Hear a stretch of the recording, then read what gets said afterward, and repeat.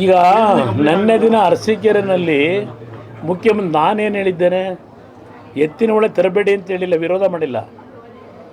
ಎತ್ತಿನ ಹೊಳೆ ಯೋಜನೆಯನ್ನು ವಿರೋಧ ಮಾಡಿಲ್ಲ. ನಾನು ಕೋಲಾರ ಜನತೆಗೆ ಟೋಪಿ ಹಾಕ್ಬೇಡಿ ಅಂತ ಹೇಳಿದ್ದೇನೆ. ನೆನ್ನೆ ಅರಸೀಕೆರೆಯಲ್ಲಿ ಏನು ಹೇಳಿದ್ದಾರೆ, ಮೊನ್ನೆ ಭಾಷಣದಲ್ಲಿ ಅರಸೀಕೆರೆಗೆ ಇನ್ನೂ 2 ವರ್ಷ ಬೇಕಂತ ನೀರು ಕೊಡೋಕೆ ಅವ್ರಿಗೆ. ನೆನ್ನೆ ಪತ್ರಿಕೆಯಲ್ಲಿ ನೋಡಿದೆ ನಾನು, ಅರಸೀಕೆರೆಗೆ ಇನ್ನು 2 ವರ್ಷ ತಗೊಂಡ ಮೇಲೆ ನಾನು ಜ್ಞಾಪಕ ಮಾಡ್ಕೊಡ್ತೀನಿ ನಿಮಗೆ. ಕಳೆದ ಒಂದು 2013-14 ಪಾರ್ಲಿಮೆಂಟ್ ಚುನಾವಣೆ ಟೈಮ್ನಲ್ಲೇ ಚಿಕ್ಕಬಳ್ಳಾಪುರದಲ್ಲಿ ಅಲ್ವೇ ಫೌಂಡೇಶನ್ ಹಾಕಿದ್ದು. 2014 ಒಂದು 10 ವರ್ಷ ಆಯ್ತಲ್ವಾ. ಚಿಕ್ಕಬಳ್ಳಾಪುರದಲ್ಲಿ ಅವತ್ತು ಏನು ಹೇಳಿದರು ಮುಖ್ಯಮಂತ್ರಿಗಳು, ಕೋಲಾರ ಚಿಕ್ಕಬಳ್ಳಾಪುರ ಜನತೆಗೆ ಎಷ್ಟು ವರ್ಷದಲ್ಲಿ ನೀರು ಕೊಡ್ತೀವಿ ಅಂದರು? 2 ವರ್ಷದಲ್ಲಿ ನೀರು ಕೊಡ್ತೀವಿ ಅಂದ್ರಲ್ವೇ. ಈಗ 10 ವರ್ಷ ಆಯಿತು. ಈಗ ಹೇಳ್ತವ್ರೆ ಅರಸೀಕೆರೆಗೆ ಇನ್ನೂ 2 ವರ್ಷ ಬೇಕಂತೆ ಎತ್ತಿನೊಳ್ಳೆ ನೀರು ಕೊಡೋದಕ್ಕೆ. ಇದನ್ನು ನಾನು ಚರ್ಚೆ ಮಾಡ್ತಾ ಇರೋದು. ನೀರು ಕೊಡಬೇಡಿ ಅಂತ ಹೇಳಿಲ್ಲ. ಇವತ್ತು ಕೋಲಾರ ಚಿಕ್ಕಬಳ್ಳಾಪುರ ಹೌದು ನೀರು ಬೇಕು, ಕೊಳಚೆ ನೀರಲ್ಲ, ಪರಿಶುದ್ಧವಾದಂಥ ನೀರು.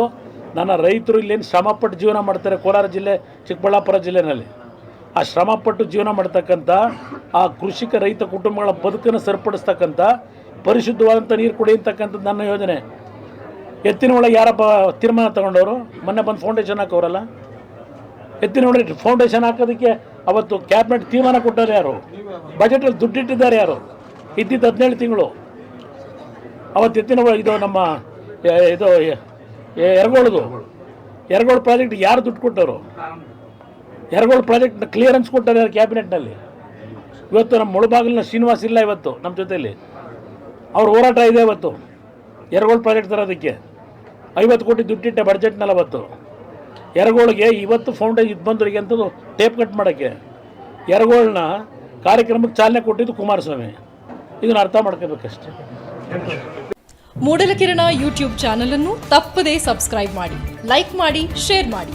ನಮ್ಮ ಮುಂಬರುವ ಎಲ್ಲಾ ವಿಡಿಯೋಸ್ಗಳಿಗಾಗಿ ಪಕ್ಕದಲ್ಲೇ ಇರುವ ಬೆಲ್ ಬಟನ್ ಅನ್ನು ಒತ್ತಿ.